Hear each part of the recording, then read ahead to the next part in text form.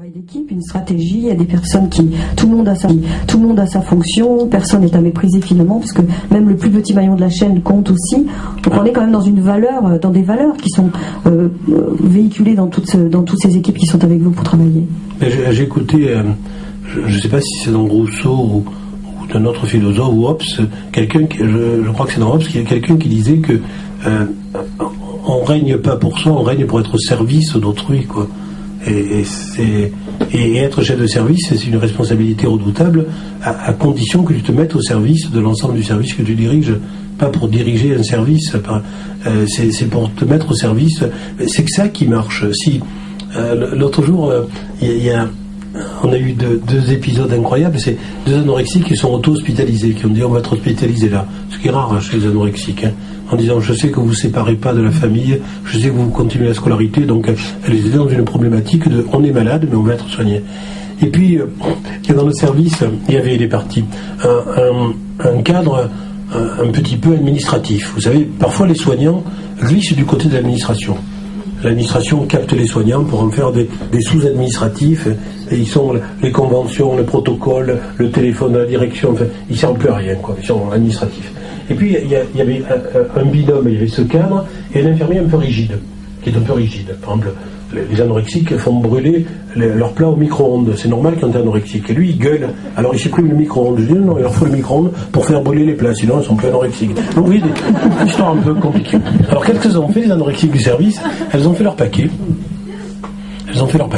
Elles ont dit on part, on en a marre de ce service, on part.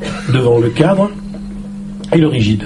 Le cadre, immédiatement, il a dit ça va, vous partez, j'appelle la direction pour me couvrir. Donc ils ont quitté. Et l'autre, il s'est mis en travers de la porte. Et puis le gens a éclaté de rire, il a dit non, on a fait pour se moquer de vous, on est bien dans ce service. C'est génial. Que les patients se moquent des soignants. Ça, c'est un service, tu vois. Et après, la synthèse. Alors moi, par contre, à la synthèse du lundi, ah bon, vous avez quand même téléphoné à l'administration, vous avez bien fait, il fallait vous couvrir. Alors il faisait oui, je me suis couvert, il ne comprenait pas. Et l'autre, il faisait ne me parlez plus du micro-ondes. Je dis non, je reste tranquille. Mais même ce rigide et même cet administrateur font partie de l'équipe. Si tu trouves un bouc émissaire quelque part, après, c'est à qui le tour, quoi. C'est toujours, dès que tu dégrades quelqu'un au niveau de ses capacités, tu finiras toujours par t'isoler dans une sorte de insuffisante, et ça c'est redoutable, quoi. Non. Moi, vous savez, quand j'étais interne en pédiatrie, quand il y avait une puéricultrice qui maintenant est cadre supérieur à l'hôpital, j'étais de garde, j'arrivais, elle me faisait monsieur le docteur, vous devriez passer une sonde gastrique parce que je crois que c'était une sténose du pylore.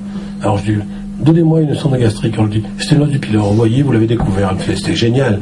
Elle m'aidait, tu vois, elle comprenait mon incompétence et elle me mettait en situation d'être compétent. Comment voulez-vous qu'on oublie ça?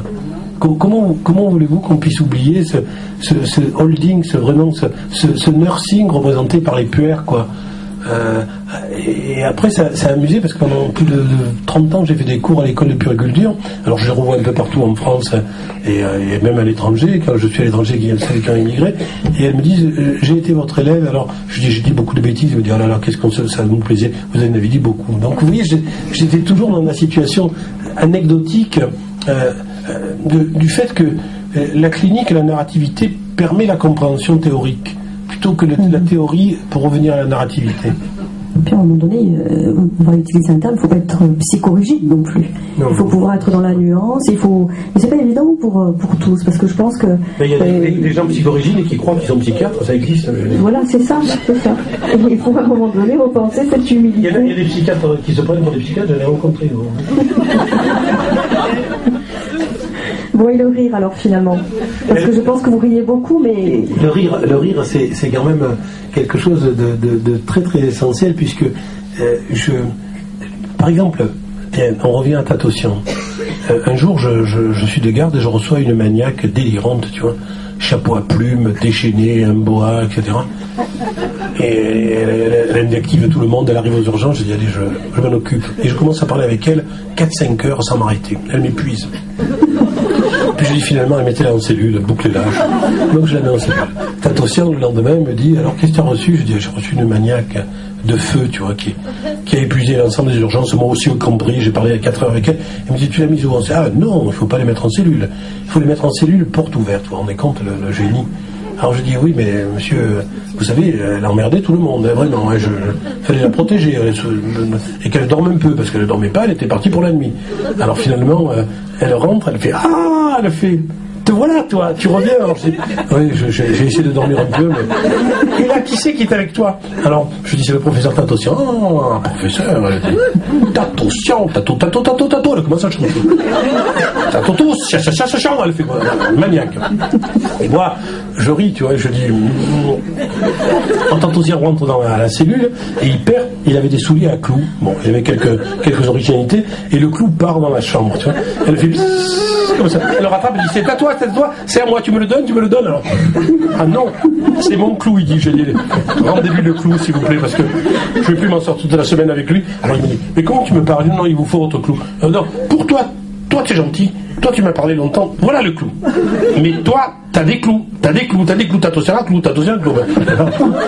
Alors Tatossian, il dit, c'est vrai qu'elle est un peu fatigante. Alors j'ai dit, vous voyez monsieur, qu'est-ce qu'on fait, on la laisse un peu se reposer. Il me dit oui, finalement, oui, maintenant que j'ai mon clou, on peut ressortir. Et donc il sort à ce moment-là, il me dit, mais Ruffo, cellule ouverte. Je dis, si vous voulez monsieur. Mais vous savez, elle va casser les pieds au service, aux infirmières de l'astreinte. Cellule ouverte. On sort, elle fait hop, tato, il fait, viens ici. Elle fait, ici, je veux te parler dans l'oreille. Et alors, il tend l'oreille, elle lui plante les ongles dans l'oreille en criant Enrico Macias. Il fait un bond de carpe, il saigne l'oreille, il dit ferme la cellule. Ça, vous voyez, ça c'est une histoire vécue, et donc je pleurais de rire. Je saigne, ça, elle m'a fait mal. Je dis non monsieur, il faut laisser la porte ouverte. Elle va ouvrir, ferme la porte. Donc vous voyez, et cette pauvre femme après est revenue à un statut plus cohérent, un peu plus triste, en me disant mais qu'est-ce que j'ai fait, j'ai été ridicule. Mais non. Alors moi je lui dis attendez, je vais vous raconter, parce qu'elle est sublime cette histoire, je vais vous la raconter. Et elle riait, elle était mal à l'aise, mais elle riait aussi de ce qu'elle avait fait. Elle dit mais il faut que je m'excuse. Je lui dis non, chanter une chanson de Enrico Macias, quand il passe, vous allez voir, il va fuir. Et elle le faisait, tu vois. Non, on paye, hop, donc c'est ça, la vie existe, et y compris dans les plus grandes drames des désarrois. Oui. En fait, le pathologique n'empêche pas à un moment donné la bonne humeur et puis la joie, puis ça permet de dédramatiser aussi des situations qui sont compliquées. Non, mais même dans l'autre jour, je vois un petit garçon, sa grand-mère me persécute de mon secrétariat, et donc je vois un petit garçon de 5 ans dont la maman est en train de mourir à l'IPC d'un cancer du sein. Et donc c'est la grand-mère maternelle qui me l'amène. Alors donc je le vois, je dis tu sais qui je suis? Ma grand-mère m'a dit que tu étais le docteur des soucis. Non, c'est joli, docteur des soucis, ça commence bien. Alors je dis bon ben tu as des soucis? Il me dit je veux pas t'en parler. De la fenêtre de mon bureau on va l'IPC. Hein. Alors je dis ah bon tu veux pas m'en parler? Bon on parle d'autre chose. Ne parlons pas de ce dont tu veux pas me parler, de tes soucis. Et je dis qu'est-ce que t'as mangé par exemple? Ah il me dit ah ça je veux t'en parler. J'ai mangé un superbe hachis parmentier. Alors je dis hachis parmentier, c'est ta maman qui l'a fait ou ta grand-mère? Non. Alors je dis comment? Qu'est-ce que tu racontes? C'est mon papa. Je lui dis mais t'es un gros menteur. Non, c'est toi qui es menteur. Je dis mais les pères ça c'est pas faire un hachis parmentier. C'est les mères ou les grand-mères qui font ça. Alors je te donne ton choix. Ta grand-mère ou ta mère? Alors il me dit oui c'est ma mère. Il m'a fait. Alors je dis à ta mère, c'est ta mère qui t'a fait un hachis parmentier, tu vois. Alors que je sais qu'elle est malade, elle pense à toi. Je t'ai dit que je voulais pas te parler de ça. Alors je dis bon. Et alors, je dis, mais le hachis parmentier finalement. Ben, le hachis parmentier, je vais te dire une chose. Il était très bon parce que c'est mon père qui l'a fait réchauffer. C'est lui qui sait faire mieux réchauffer les hachis parmentiers du monde. Et puis il est parti, il m'a dit, si j'ai des soucis, je reviendrai te voir. Voilà. Pas plus que ça. Mais c'est essentiel. Il reviendra pas, je sais pas. Mais son papa faisait réchauffer le hachis parmentier, vous voyez. Ça lui permettait de mettre sa mère un peu en deçà de son traumatisme et de dire aussi, mon papa, lui, réchauffe la chaleur dont j'ai besoin dans la froideur de la maladie de ma maman, quoi. C'était génial comme expression de ce petit garçon. Alors, vos patients retrouvent pour certains une vie, on va dire tout à fait, entre guillemets, normale, le terme peut-être mal employé, mais Parce qu'il y a toujours un questionnement, est-ce qu'ils trouvent une réhabilitation, parce que vous parliez de ceux qui sont guéris, qui ont du mal finalement peut-être à gérer psychologiquement le fait que ça aille mieux. D'autres, on sent quand même qu'ils sont fragiles encore psychologiquement. Est-ce que vous pensez que la société quelque part a prévu suffisamment de moyens de préserver? Non, moi je crois qu'en médecine, on a en France, hein, je parle de notre pays, on a un système de soins absolument remarquable. Il faut être honnête, et de temps en temps, bien que les Français soient des Italientrices, il faut dire les choses. Donc on a un système de soins remarquable. On parle beaucoup de la prévention, on parle beaucoup des techniques de prévention, mais on ne parle jamais de la réhabilitation. On ne parle jamais de la réhabilitation. La réhabilitation après une maladie, après un traumatisme, etc.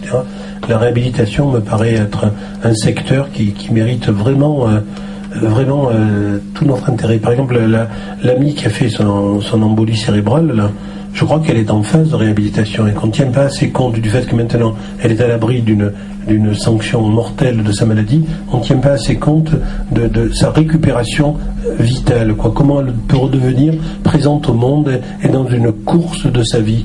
On ne tient pas assez compte de ça. Je crois que la réhabilitation, c'est un accompagnement qu'on devrait un peu être... Regardez, c'est pareil pour les accouchements. On diminue sans arrêt le temps des accouchements, mais en même temps on assiste à une augmentation des dépressions du postpartum. 8-10 jours après le syndrome de la reine des abeilles, ça peut être utile pour le baby blues et éliminer des états dépressifs qui après s'inaugurent quand elles se retrouvent seules à la maison avec ce bébé qu'elles n'ont pas encore investi. Enfin, vous voyez, moi je pense que... Mais ça, c'est pas des nouveaux moyens très, très importants. C'est, par exemple, à Paris, moi j'avais inauguré le fait de la consultation infirmière en première intention. 150 consultants étaient vus par des infirmières. Il n'y avait que 3 à 4% qui retournaient au psy. Hein. Elles réglaient le problème, les infirmières. Il faut désacraliser le côté médical par rapport aux soins. Si tu réussis à faire que la réhabilitation, c'est à la charge des soignants et non pas un médecin réhabilitateur, et puis tant que tu n'as pas de professeur infirmière dans la faculté de médecine, professeur d'université, tu n'auras pas une véritable démocratie hospitalière et soignante, quoi.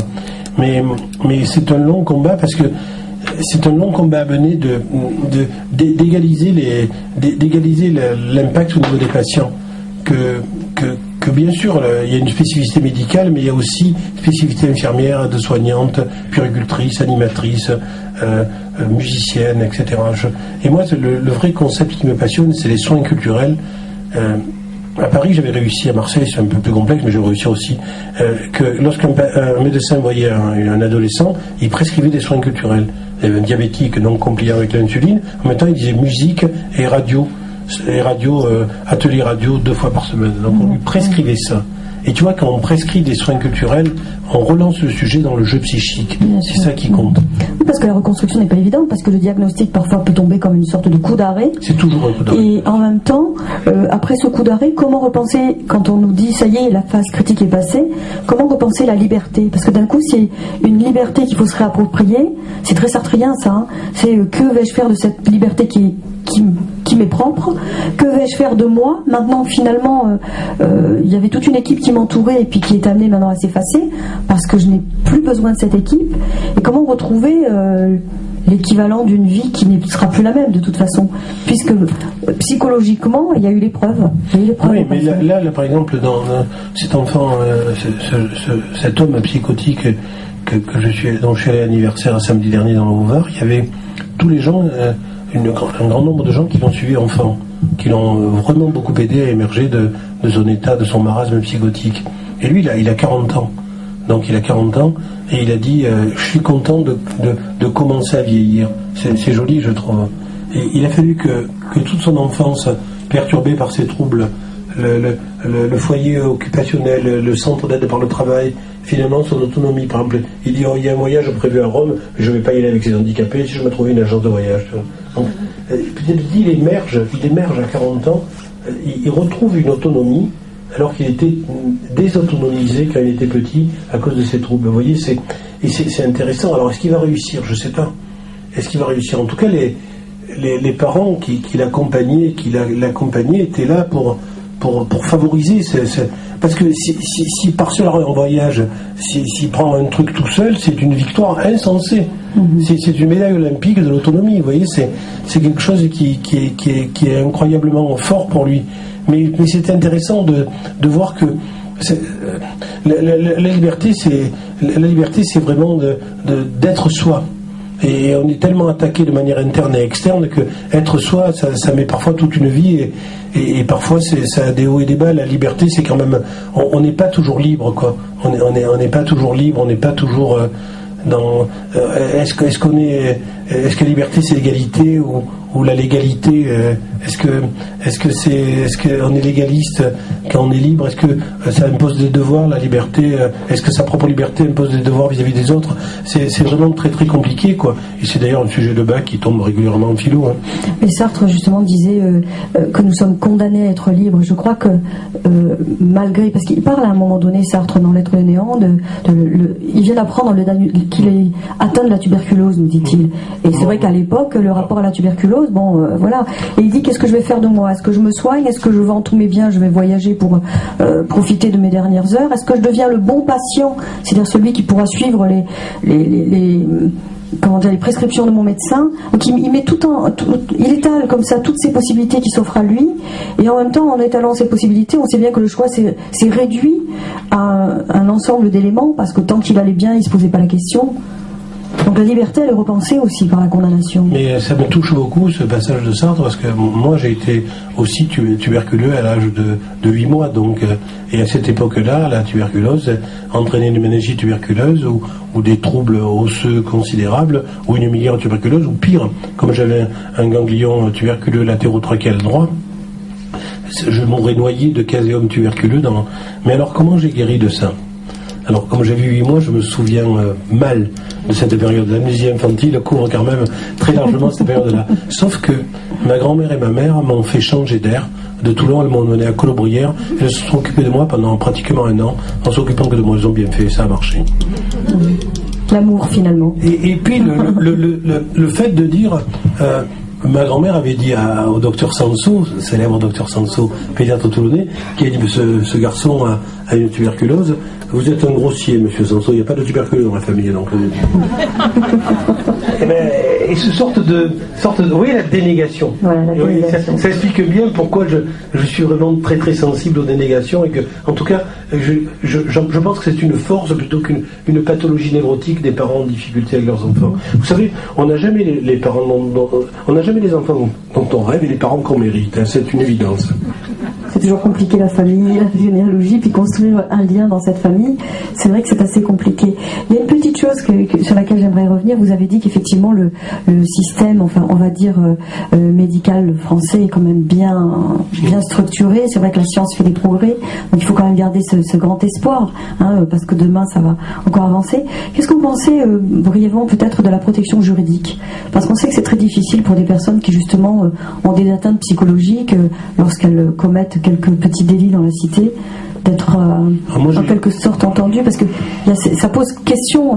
On sort un peu de votre ouvrage là. Ouais, mais moi j'ai une position assez simple dessus. Je pense que l'acte de primo-délinquance d'un adolescent, c'est une dernière tentative d'intégration. Et donc il faut mettre le paquet sur la primo-délinquance. Après, la délinquance, ça peut être une addiction, et donc l'histoire, le juge, la prison, les sanctions, c'est normal, quoi. Il faut savoir punir pour pouvoir guérir aussi. Donc la punition des délinquants qui répètent sans arrêt des actes délictueux, il faut les punir, parce que c'est leur métier, ou l'addiction à la délinquance les met dans une situation de toute puissance contre le fait social. Mais par contre, le primo-délinquant ne doit pas être stigmatisé, quoi. Vous savez que les primo-délinquants, si on les prend bien en charge, il y en a 60% qui récidivent pas quand même. Alors vous allez me dire, il y en a 40 qui récidivent.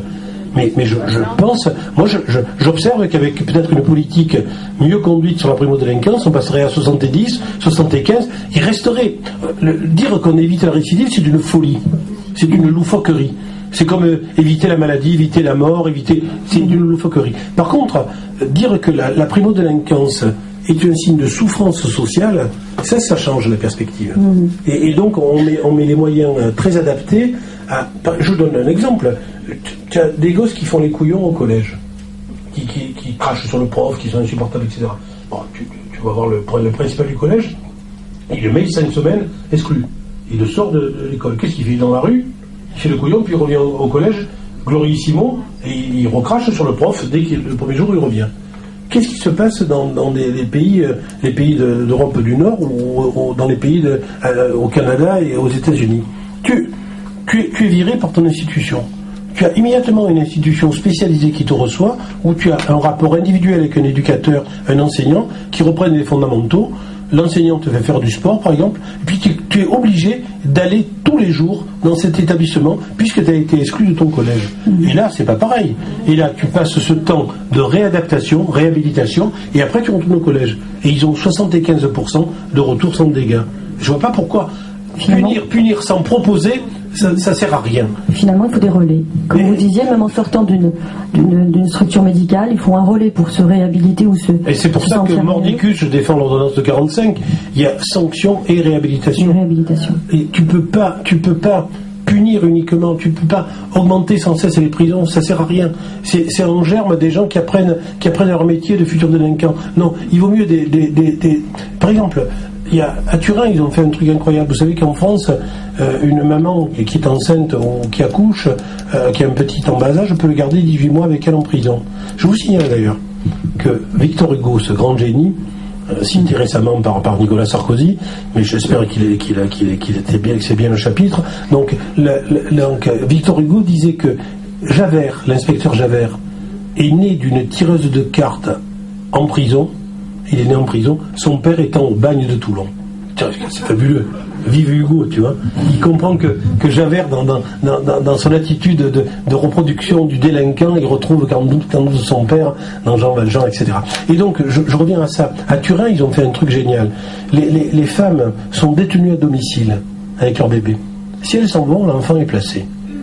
Et sinon, elles sont détenues à domicile, elles sortent que pour leurs courses et elles s'occupent du bébé. Et ça marche à merveille. Ça marche à merveille, avec une équipe qui les soutient, qui les accompagne. Et moi, j'ai travaillé en prison avec une fille, une jeune Serbe qui avait donné quelques coups de couteau aux gens dans la rue à Marseille pour leur voler leur truc, avec un garçon qui vivait avec elle, plus dangereux, qui avait essayé d'assassiner quelqu'un pour le voler. Lui était condamné à une haute peine de prison, il était en plus toxico, etc. Et donc ils étaient tous les deux détenus, et elle était en prison avec son petit garçon. Il se trouve qu'elle était diabétique. Et que le petit garçon a été en prison avec elle, il avait 13 mois, et qu'il lui restait une peine dépassant les 18 mois où l'enfant pouvait rester. Donc j'étais intervenu auprès du juge d'application des peines en disant, écoutez, pour 3 mois de prison de plus, faites une réduction de peine et qu'elle sorte de la prison pour que l'enfant ne soit pas placé alors qu'il a été dans la fusion avec sa mère. Parce que vous savez que l'écrou, c'est 20 heures par jour, hein, on est enfermé 20 heures par jour. Quand on tape à la porte de l'écrou, le bébé se mettait contre la porte, c'est sa seule sensation, et elles étaient en codétention. On met toujours une experte comptable qui sert de grand-mère, une escroque banale, pour qu'elle ait une sorte de grand-mère identificatoire dans les prisons de détention avec les bébés. Alors donc je fais une mission auprès du juge d'application des peines, et cette femme sort 3 mois avant la fin de la peine. À la prison des Baumettes, ils la mettent dehors sans insuline, comme ça avec le bébé. Je l'hospitalise dans une unité par enfant chez moi, dans mon service, histoire qu'elle soit à l'abri, quoi. Donc je la mets à l'hôpital à 1200 € le prix de journée, simplement parce que rien n'était prévu à la sortie de prison pour les gens détenus pour qu'ils se réadaptent. Comment tu fais quand on te jette dehors de la prison pour pas aller piquer les sacs si t'as rien? Expliquez-moi si on n'aide pas si on n'aide pas les gens en prison lorsqu'ils sont en prison.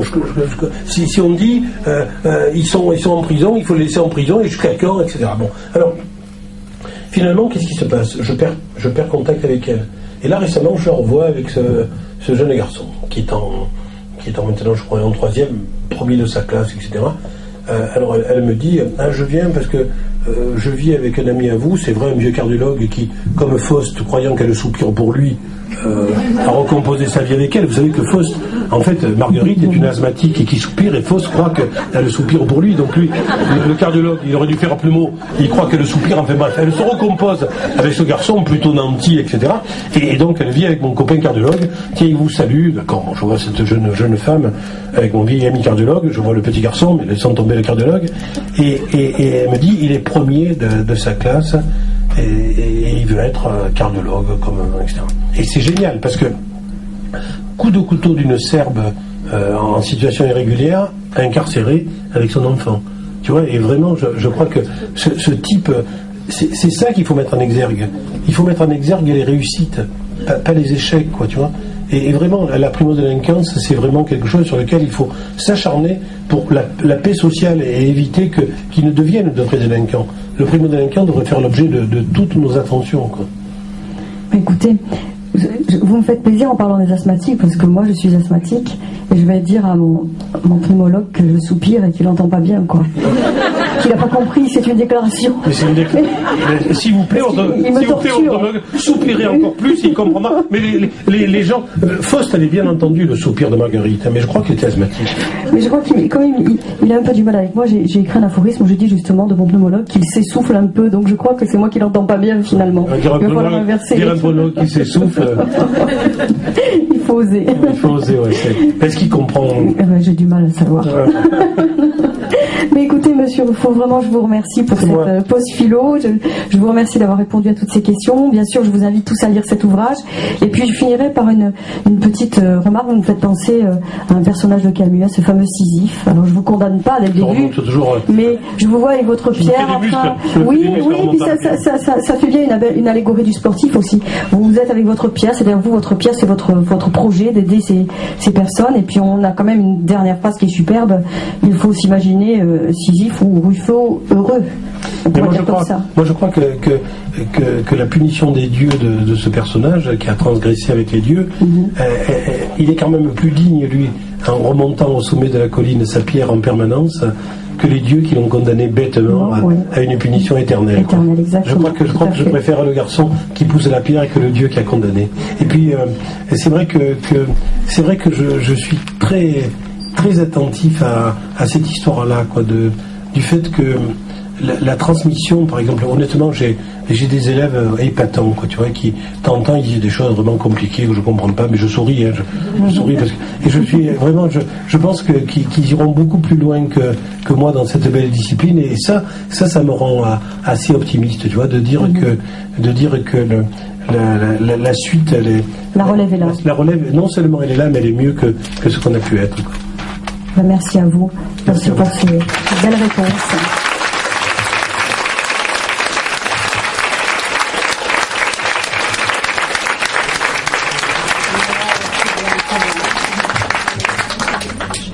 Bien sûr, monsieur Ruffo est à votre disposition pour dédicacer son ouvrage, et puis on peut le remercier de cette gentillesse.